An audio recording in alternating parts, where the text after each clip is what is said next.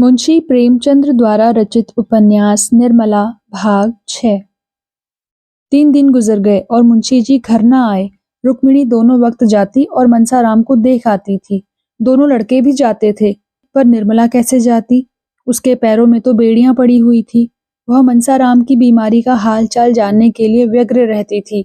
यदि रुक्मिणी से कुछ पूछती तो ताने मिलते थे, और लड़कों से पूछती तो बेसिर पैर की बात करने लगते। एक बार खुद जाकर देखने के लिए उसका चित्त व्याकुल हो रहा था। उसे यह भय होता था कि संदेह ने कहीं मुंशी जी के पुत्र प्रेम को शिथिल न कर दिया हो। कहीं उनकी कृपणता ही तो मनसाराम के अच्छे होने में बाधक नहीं हो रही है। डॉक्टर किसी के सगे नहीं होते, उन्हें तो अपने पैसों से काम, मुर्दा दोजक में जाए या बहिश्त में। उसके मन में प्रबल इच्छा होती थी कि जाकर अस्पताल के डॉक्टर को 1000 की थैली देकर कहे, इन्हें बचा दीजिए, यह थैली आपको भेंट है। पर उसके पास ना तो इतने रुपए ही थे, ना इतना साहस ही था। अब भी यदि वह वहां पहुंच सकती तो मनसाराम अच्छा हो जाता। उसकी जैसी सेवा शुश्रूषा होनी चाहिए वैसी नहीं हो रही है। नहीं तो क्या 3 दिन तक ज्वर ही ना उतरता? यह दैहिक ज्वर नहीं, मानसिक ज्वर है, और चित्त के शांत होने से ही इसका प्रकोप शांत हो सकता है। अगर वह वहां रात भर बैठी रह सकती और मुंशी जी जरा भी मन मैला ना कर सकते तो कदाचित मनसाराम को विश्वास हो जाता कि पिताजी का दिल साफ है, और फिर अच्छे होने में देर न लगती। लेकिन ऐसा होगा? मुंशी जी उसे वहां देखकर प्रसन्नचित्त रह सकेंगे? क्या अब भी उनका दिल साफ नहीं हुआ? यहाँ से जाते समय तो ऐसा ज्ञात हुआ था कि वह प्रमाद पर पछता रहे हैं। ऐसा तो ना होगा कि वहां जाते समय ही मुंशी जी का संदेह फिर भड़क उठे और वह बेटे की जान लेकर ही छोड़े? इसी दुविधा में पड़े पड़े 3 दिन गुजर गए और ना घर में चूल्हा जला, ना किसी ने कुछ खाया। लड़कों के लिए बाजार से पूड़ियां ली जाती थी। रुक्मिणी और निर्मला भूखी ही सो जाती थी। उन्हें भोजन की इच्छा ही न होती। चौथे दिन जियाराम स्कूल से लौटा तो अस्पताल होता हुआ घर आया। निर्मला ने पूछा, क्यों भैया, अस्पताल भी गए थे? आज क्या हाल है, तुम्हारे भैया उठे या नहीं? जियाराम रुआंसा होकर बोला, अम्मा जी, आज तो वह कुछ बोलते चालते ही ना थे। चुपचाप चारपाई पर पड़े जोर जोर से हाथ पांव पटक रहे थे। निर्मला के चेहरे का रंग उड़ गया। घबराकर पूछा, तुम्हारे बाबूजी ना थे? जियाराम बोला, डॉक्टर भी खड़े थे और आपस में कुछ सलाह कर रहे थे। सबसे बड़ा सिविल सर्जन अंग्रेजी में कह रहा था कि मरीज की देह में कुछ ताजा खून डालना चाहिए। इस पर बाबूजी ने कहा, मेरी देह से जितना खून चाहे ले लीजिए। सिविल सर्जन ने हंसकर कहा, आपके खून से काम नहीं चलेगा, किसी जवान आदमी का ब्लड चाहिए। आखिर उसने पिचकारी से कोई दवा भैया के बाजू में डाल दी। 4 अंगुल से कम की सुई नहीं रही होगी, पर भैया मिनके तक नहीं। मैंने तो मारे डर के आंखें बंद कर ली। बड़े बड़े महान संकल्प आवेश में ही जन्म लेते हैं। कहाँ तो निर्मला भय से सूखी जाती थी, कहाँ उसके मुंह पर दृढ़ संकल्प की आभा झलक पड़ी। उसने अपनी देह का ताजा खून देने का निश्चय कर लिया। अगर उसके रक्त से मनसाराम के प्राण बच जाएं तो वह बड़ी खुशी से उसकी अंतिम बूंद तक दे डालेगी। अब जिसका जो जी चाहे समझे, वह कुछ परवाह ना करेगी। उसने जियाराम से कहा, तुम लपक कर एक इक्का बुला लाओ, मैं अस्पताल जाऊंगी। जियाराम बोला, वहां इस वक्त बहुत से आदमी होंगे, जरा रात हो जाने दीजिए। निर्मला बोली, नहीं, तुम अभी इक्का बुला लो। जियाराम बोला, कहीं बाबूजी बिगड़े ना। निर्मला बोली, बिगड़ने दो, तुम अभी जाकर सवारी लाओ। जियाराम बोला, मैं कह दूंगा, अम्मा जी ने ही मुझसे सवारी मंगवाई थी। निर्मला बोली, कह देना। जियाराम उधर तांगा लाने गया। इतनी देर में निर्मला ने सिर में कंघी की, जूड़ा बांधा, कपड़े बदले, आभूषण पहने, पान खाया और द्वार पर आकर तांगे की राह देखने लगी। रुक्मिणी अपने कमरे में बैठी हुई थी। उसे इस तैयारी से जाते देखकर बोली, कहाँ जाती हो बहू? निर्मला बोली, जरा अस्पताल तक जाती हूँ। रुक्मिणी बोली, वहां जाकर क्या करोगी? निर्मला बोली, कुछ नहीं, करूंगी क्या, करने वाले तो भगवान हैं, देखने को जी चाहता है। रुक्मिणी बोली, मैं कहती हूँ मत जाओ। निर्मला ने विनीत भाव से कहा, अभी चली आऊंगी दीदी जी, जियाराम कह रहे हैं कि इस वक्त उनकी हालत अच्छी नहीं है, जी नहीं मानता, आप भी चलिए। रुक्मिणी बोली, मैं देख आई हूँ, इतना समझ लो कि अब बाहरी खून पहुंचाने पर ही जीवन की आशा है। कौन अपना ताजा खून देगा और क्यों देगा? उसमें भी तो प्राणों का भय है। निर्मला बोली, इसीलिए तो जाती हूँ, मेरे खून से क्या काम ना चलेगा? रुक्मिणी बोली, चलेगा क्यों नहीं, जवान का ही तो खून चाहिए, लेकिन तुम्हारे खून से मनसाराम की जान बचे, इससे यह कहीं अच्छा है कि उसे पानी में बहा दिया जाए। तांगा आ गया। निर्मला और जियाराम दोनों जा बैठे। तांगा चला। रुक्मिणी द्वार पर खड़ी देर तक रोती रही। आज पहली बार उसे निर्मला पर दया आई। उसका बस होता तो वह निर्मला को बांध रखती। करुणा और सहानुभूति का आवेश उसे कहाँ लिए जाता है, यह वह अप्रकट रूप से देख रही थी। आह, यह दुर्भाग्य की प्रेरणा है, सर्वनाश का मार्ग है। निर्मला अस्पताल पहुंची तो दीपक जल चुके थे। डॉक्टर लोग अपनी राय देकर विदा हो चुके थे। मनसाराम का ज्वर कुछ कम हो गया था। वह टकटकी लगाए हुए द्वार की ओर देख रहा था। उसकी दृष्टि उन्मुक्त आकाश की ओर लगी हुई थी, मानो किसी देवता की प्रतीक्षा कर रहा हो। वह कहाँ है, उसका उसे ज्ञान न था। सहसा निर्मला को देखते ही वह चौंक कर उठ बैठा। उसकी समाधि टूट गई। उसकी विलुप्त चेतना प्रदीप्त हो गई। उसे अपनी स्थिति का, अपनी दशा का ज्ञान हो गया, मानो कोई भूली हुई बात याद आ गई हो। उसने आंखें फाड़कर निर्मला को देखा और मुंह फेर लिया। एकाएक मुंशी जी तीव्र स्वर में बोले, तुम यहाँ क्या करने आई? निर्मला अवाक रह गई। वह बतलाए कि क्या करने आई? इतने सीधे से प्रश्न का भी वह क्या कोई जवाब दे सकती है?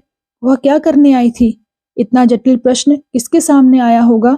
घर का आदमी बीमार है, उसे देखने आई है, यह बात क्या बिना पूछे मालूम ना हो सकती थी? फिर यह प्रश्न क्यों? वह हतबुद्धि से खड़ी रही, मानो संज्ञाहीन हो गई हो। उसने दोनों लड़कों से शोक और संताप की बातें सुनकर यह अनुभव किया था कि अब उनका दिल साफ हो गया है, पर अब उसे ज्ञात हुआ कि वह भ्रम था। वह महाभ्रम था। अगर वह जानती कि आंसुओं की वृष्टि ने भी संदेह की अग्नि शांत नहीं की, तो वह कदापि न आती। वह कुड़ कुड़ कर मर जाती, पर घर से पाँव न निकालती। मुंशी जी ने फिर वही प्रश्न किया, तुम यहाँ क्यों आई? निर्मला ने निशंक भाव से उत्तर दिया, आप यहाँ क्या करने आए हैं? मुंशी जी के नथुने फड़कने लगे। वह झल्लाकर चारपाई से उठे और निर्मला का हाथ पकड़कर बोले, तुम्हारे यहाँ आने की कोई जरूरत नहीं। जब मैं बुलाऊं तब आना, समझ गई? अरे, यह क्या अनर्थ हुआ? मनसाराम जो चारपाई से हिल ना सकता था, उठकर खड़ा हो गया और निर्मला के पैरों पर गिरकर रोते हुए बोला, अम्मा जी, इस अभागे के लिए आपको व्यर्थ इतना कष्ट हुआ। मैं आपका स्नेह कभी ना भूलूंगा। ईश्वर से मेरी यही प्रार्थना है कि मेरा पुनर्जन्म आपके गर्भ से हो, जिससे मैं आपके ऋण से उऋण हो सकूं। ईश्वर जानता है, मैंने आपको विमाता नहीं समझा, मैं आपको अपनी माता समझता रहा। आपकी उम्र मुझसे बहुत ज्यादा ना हो, लेकिन आप मेरी माता के स्थान पर थी और मैंने आपको सदैव उसी दृष्टि से देखा। अब नहीं बोला जाता अम्मा जी, क्षमा कीजिए, यह मेरी अंतिम भेंट है। निर्मला ने अश्रु प्रवाह को रोकते हुए कहा, तुम ऐसी बातें क्यों करते हो? 2-4 दिन में अच्छे हो जाओगे। मनसाराम ने क्षीण स्वर से कहा, अब जीने की इच्छा नहीं और ना बोलने की शक्ति ही है। यह कहते कहते मनसाराम अशक्त होकर जमीन पर लेट गया। निर्मला ने पति की ओर निर्भय नेत्रों से देखते हुए कहा, डॉक्टरों ने क्या सलाह दी? मुंशी जी बोले, सब के सब भंग खा गए हैं, कहते हैं ताजा खून चाहिए। निर्मला ने पूछा, ताजा खून मिल जाए तो प्राण रक्षा हो सकती है? मुंशी जी ने निर्मला की ओर तीव्र नेत्रों से देखकर कहा, मैं ईश्वर नहीं हूं और ना ही डॉक्टर को ही ईश्वर समझता हूं। निर्मला बोली, ताजा खून तो ऐसी अलभ्य वस्तु नहीं। मुंशी जी बोले, आकाश के तारे भी तो अलभ्य नहीं, मुंह के सामने खंदक क्या चीज है? निर्मला बोली, मैं अपना खून देने को तैयार हूं, डॉक्टर को बुलाइए। मुंशी जी ने विस्मित होकर कहा, तुम? निर्मला बोली, हाँ, क्या मेरे खून से काम ना चलेगा? मुंशी जी ने पूछा, तुम अपना खून दोगी? नहीं, तुम्हारे खून की जरूरत नहीं, इसमें प्राणों का भय है। निर्मला बोली, मेरे प्राण और किस दिन काम आएंगे? मुंशी जी ने सजल नेत्र होकर कहा, नहीं निर्मला, उसका मूल्य अब मेरी निगाहों में बहुत बढ़ गया है। आज तक वह मेरे भोग की वस्तु थी, आज से वह भक्ति की वस्तु है। मैंने तुम्हारे साथ अन्याय किया है, क्षमा करो। जो कुछ होना था हो गया। किसी की कुछ ना चली। डॉक्टर साहब निर्मला की देह से रक्त निकालने की चेष्टा कर ही रहे थे कि मनसाराम अपने उज्जवल चरित्र की अंतिम झलक दिखाकर इस भ्रम लोक से विदा हो गया। कदाचित इतनी देर तक उसके प्राण निर्मला की ही राह देख रहे थे। उसे निष्कलंक सिद्ध किए बिना वे देह को कैसे त्याग देते? अब उनका उद्देश्य पूरा हो गया। मुंशी जी को निर्मला के निर्दोष होने का विश्वास हो गया, पर कब? जब हाथ से तीर निकल चुका था, जब मुसाफिर ने रकाब में पांव डाल दिया था। पुत्र शोक से मुंशी जी का जीवन भार स्वरूप हो गया। उस दिन से फिर उनके होंठों पर हंसी न आई। यह जीवन उन्हें व्यर्थ सा जान पड़ता था। कचहरी जाते, मगर मुकदमों की पैरवी करने के लिए नहीं, केवल दिल बहलाने के लिए। घंटे 2 घंटे में वहां से उकताकर चले आते। खाने बैठते तो कौर मुंह में न जाता। निर्मला अच्छी से अच्छी चीज पकाती, पर मुंशी जी 2-4 कौर से अधिक न खा सकते। ऐसा जान पड़ता कि कौर मुंह से निकला जाता है। मनसाराम के कमरे की ओर जाते ही उनका हृदय टूक टूक हो जाता था। जहां उनकी आशाओं का दीपक जलता रहता था, वहां अब अंधकार छाया हुआ था। उनके 2 पुत्र अब भी थे, लेकिन जब दूध देती हुई गाय मर गई तो बच्चे का क्या भरोसा। जब फलने फूलने वाला वृक्ष गिर पड़ा तो नन्हे नन्हे पौधों की क्या आशा। यूं तो जवान बूढ़े सभी मरते हैं, लेकिन दुख इस बात का था कि उन्होंने स्वयं लड़के की जान ली। जिस दम यह बात याद आ जाती तो ऐसा मालूम होता था कि उनकी छाती फट जाएगी, मानो हृदय बाहर निकल पड़ेगा। निर्मला को पति से सच्ची सहानुभूति थी। जहां तक हो सकता था वह उनको प्रसन्न रखने की फिक्र रखती थी और भूल कर भी पिछली बातें जबान पर न लाती थी। मुंशी जी उससे मनसाराम की कोई चर्चा करते शर्माते थे। उनकी कभी कभी ऐसी इच्छा होती कि एक बार निर्मला से अपने मन के सारे भाव खोलकर कह दें, लेकिन लज्जा जबान रोक लेती थी। इस भांति उन्हें सांत्वना भी न मिलती थी, जो अपनी व्यथा कह डालने से, दूसरे को अपने गम में शरीक कर लेने से प्राप्त होती है। मवाद बाहर न निकलकर अंदर ही अंदर विष फैलाता जाता था। दिन दिन देह घुलती जाती थी।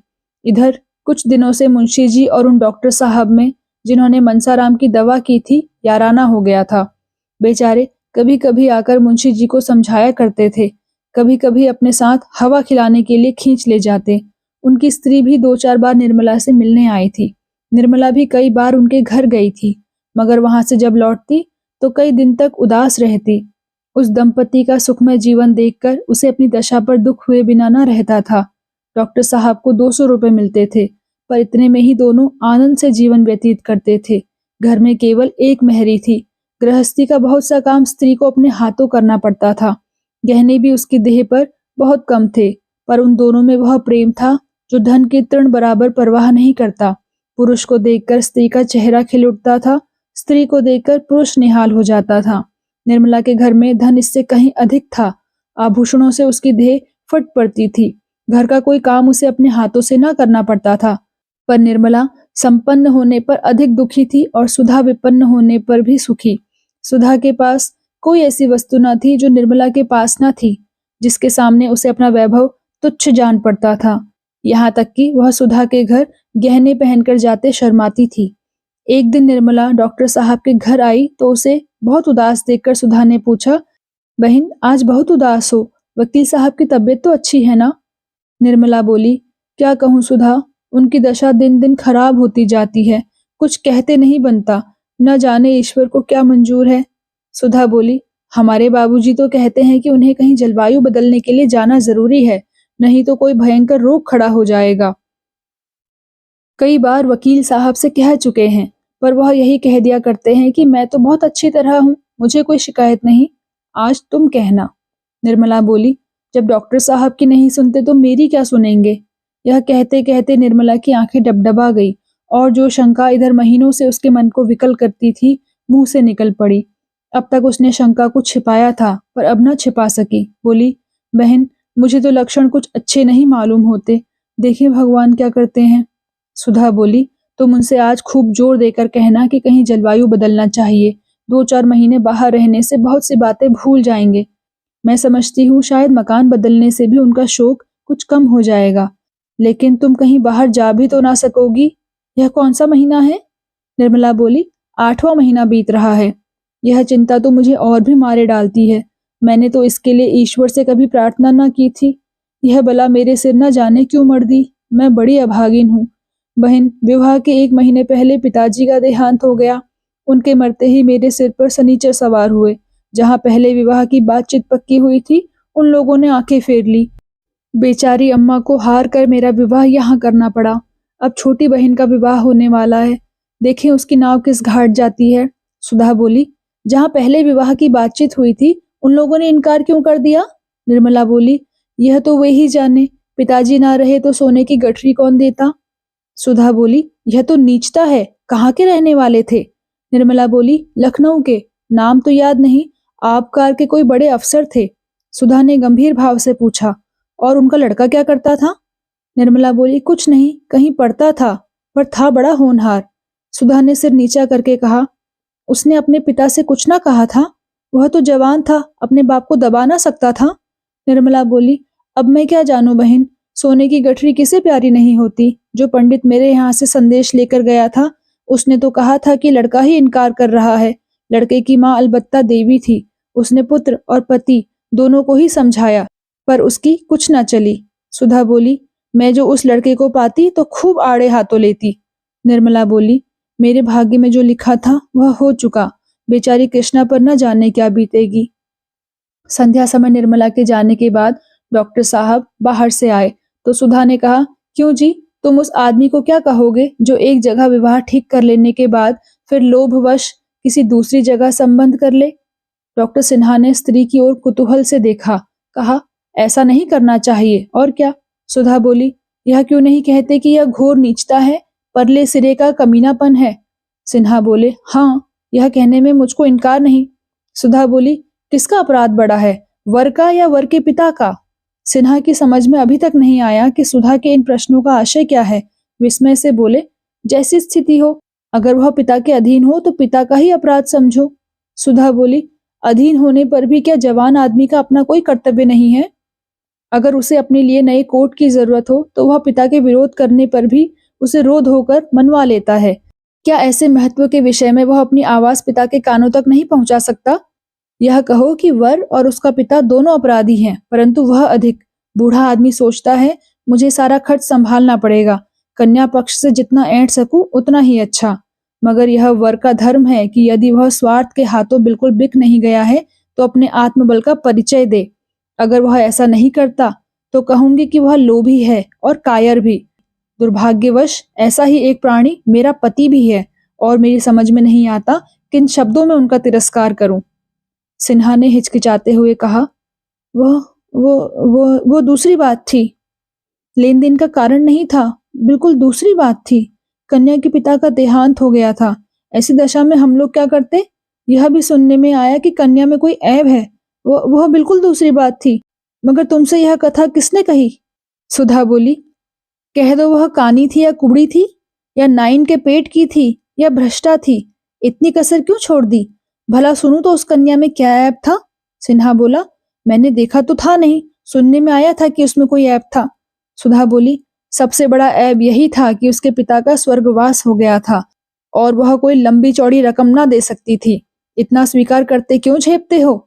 मैं कुछ तुम्हारे कान तो काट ना लूंगी।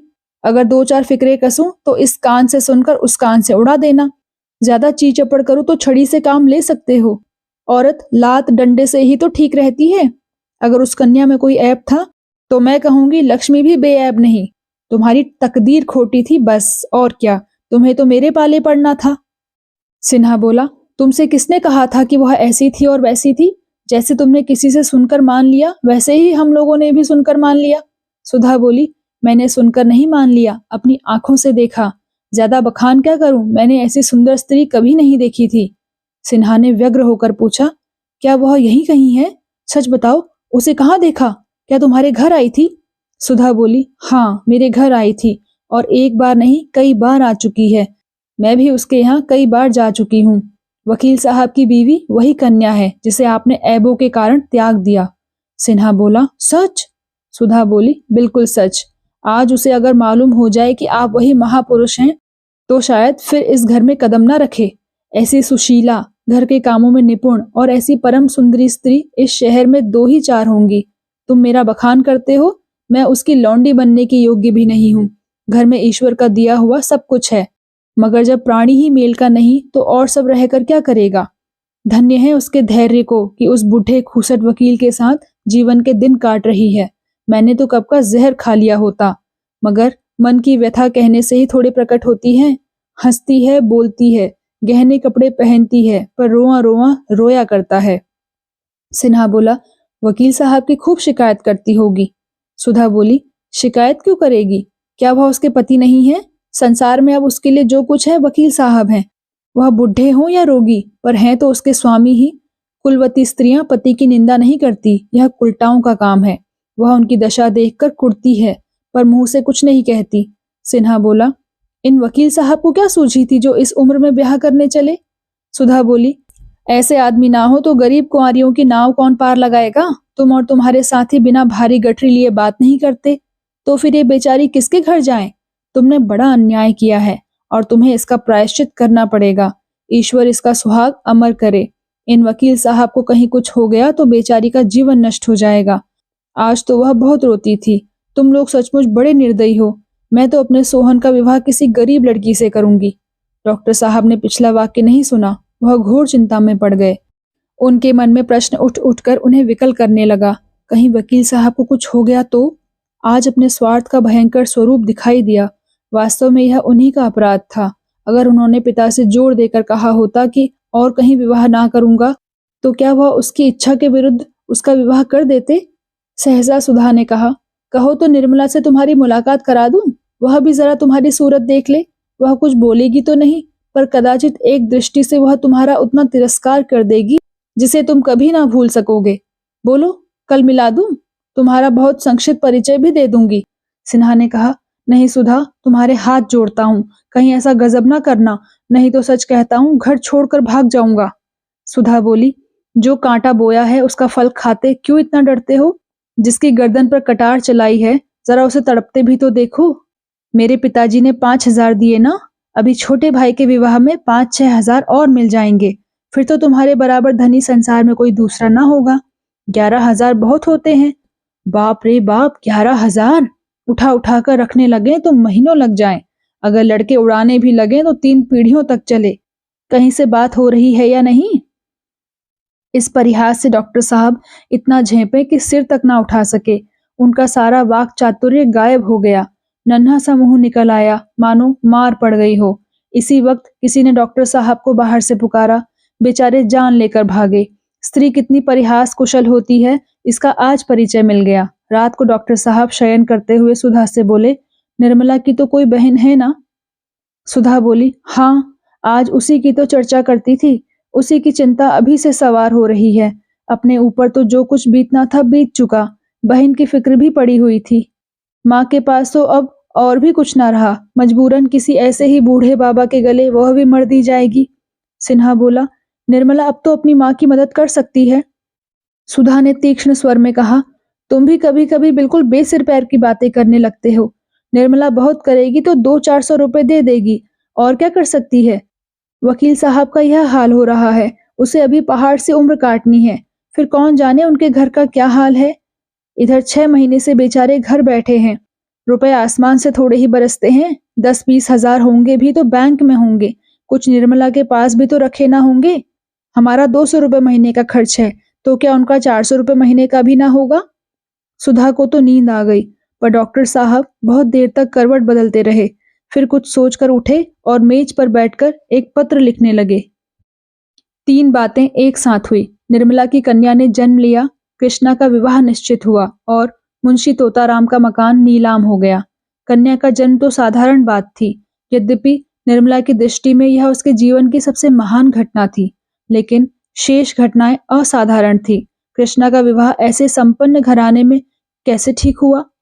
उसकी माता के पास तो दहेज के नाम की कौड़ी भी न थी।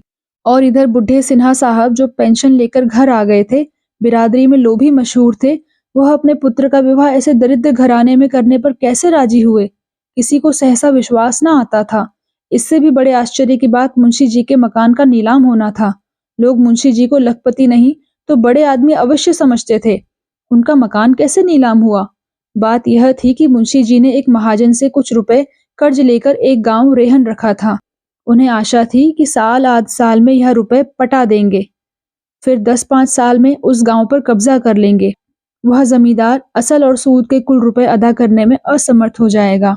इसी भरोसे पर मुंशी जी ने यह मामला किया था। गांव बहुत बड़ा था, 400-500 रुपए नफा होता था, लेकिन मन की सोची मन में ही रह गई। मुंशी जी दिल को बहुत समझाने पर भी कचहरी न जा सके। पुत्र शोक ने कोई काम करने की शक्ति ही न छोड़ी।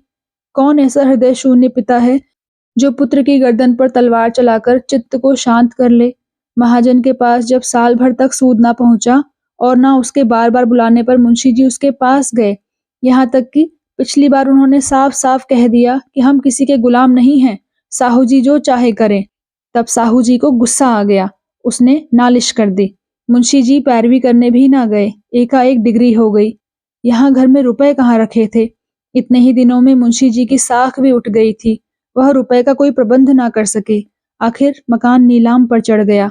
निर्मला सौर में थी। यह खबर सुनी तो कलेजा सन्न सा हो गया। जीवन में कोई और सुख ना होने पर भी धनाभाव की चिंताओं से मुक्त थी। धन मानव जीवन में अगर सर्वप्रधान वस्तु नहीं तो वह उसके बहुत निकट की वस्तु अवश्य है। अब और अभावों के साथ यह चिंता भी उसके सिर सवार हुई। उसने दाई द्वारा कहला भेजा, मेरे सब गहने बेचकर घर को बचा लीजिए। लेकिन मुंशी जी ने यह प्रस्ताव किसी तरह स्वीकार न किया। उस दिन से मुंशी जी और भी चिंताग्रस्त रहने लगे। जिस धन का सुख भोगने के लिए उन्होंने विवाह किया था वह अब अतीत का स्मृति पात्र था। वह मारे ग्लानि के अब निर्मला को अपना मुंह तक न दिखा सकते थे। उन्हें अब उस अन्याय का अनुमान हो रहा था जो उन्होंने निर्मला के साथ किया था, और कन्या के जन्म ने तो रही सही कसर भी पूरी कर दी, सर्वनाश ही कर डाला। 12वें दिन सौर से निकलकर निर्मला नवजात शिशु को गोद में लिए पति के पास आई। वह इस अभाव में भी इतनी प्रसन्न थी मानो कोई चिंता नहीं है।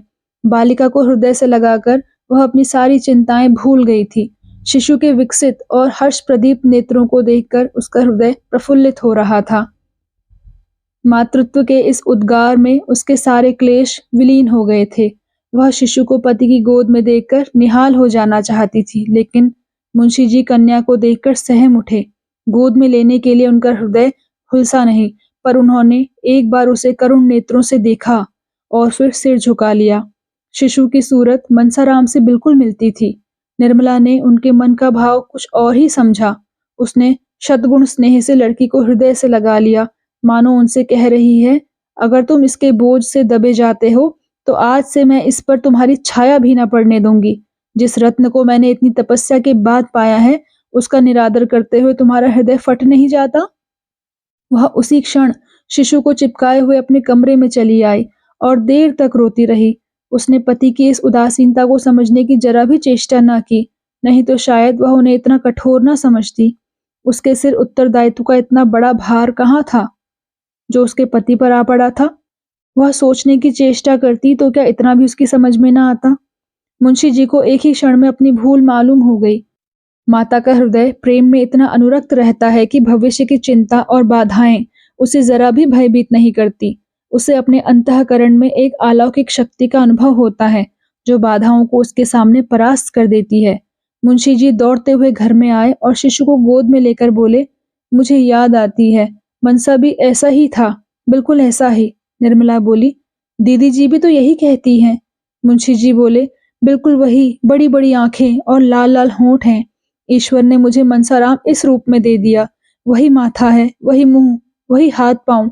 ईश्वर तुम्हारी लीला अपार है। सहसा रुक्मिणी भी आ गई।